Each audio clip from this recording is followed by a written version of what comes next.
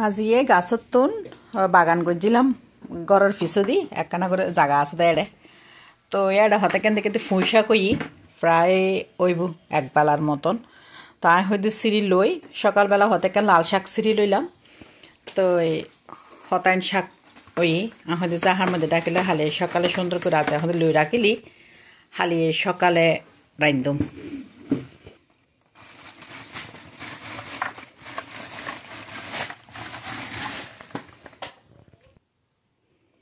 Yoon এক ফের নজা হই দেখি দি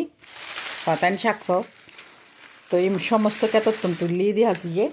সকালবেলা তুললি লাল শাক তো এই বিকালবেলা তুললি দি এখন আমাদের ফুঁই শাক আমাদের একখানা করে গাছের মধ্যে বলে সাত দিব সাত দিবে রাখো দিয়ে না হয় একখান তাহলে ফুঁই শাক গোড়াতন ছাড়াই করে দিই